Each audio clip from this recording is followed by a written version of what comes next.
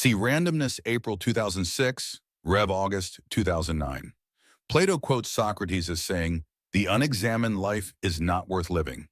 Part of what he meant was that the proper role of humans is to think, just as the proper role of anteaters is to poke their noses into anthills. A lot of ancient philosophy had the quality, and I don't mean this in an insulting way, of the kind of conversations freshmen have late at night in common rooms. What is our purpose? Well, we humans are as conspicuously different from other animals as the anteater. In our case, the distinguishing feature is the ability to reason. So obviously that is what we should be doing, and a human who doesn't is doing a bad job of being human, is no better than an animal. Now we'd give a different answer. At least someone Socrates' age would. We'd ask why we even suppose we have a purpose in life. We may be better adapted for some things than others. We may be happier doing things we're adapted for. But why assume purpose?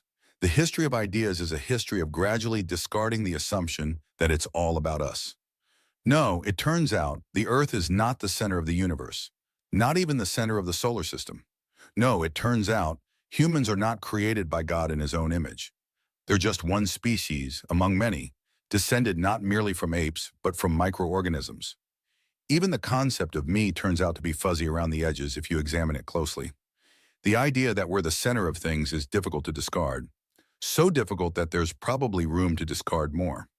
Richard Dawkins made another step in that direction only in the last several decades, with the idea of the selfish gene.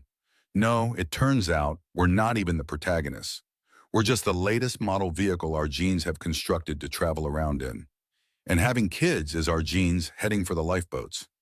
Reading that book snapped my brain out of its previous way of thinking the way Darwin's must have when it first appeared. Few people can experience now what Darwin's contemporaries did when The Origin of Species was first published, because everyone now is raised either to take evolution for granted or to regard it as a heresy. No one encounters the idea of natural selection for the first time as an adult. So if you want to discover things that have been overlooked till now, one really good place to look is in our blind spot, in our natural, naive belief that it's all about us. And expect to encounter ferocious opposition if you do. Conversely, if you have to choose between two theories, prefer the one that doesn't center on you. This principle isn't only for big ideas, it works in everyday life too.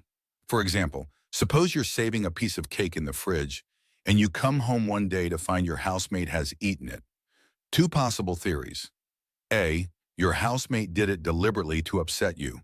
He knew you were saving that piece of cake. B, your housemate was hungry. I say pick B. No one knows who said, "Never attribute to malice what can be explained by incompetence." But it is a powerful idea. Its more general version is our answer to the Greeks.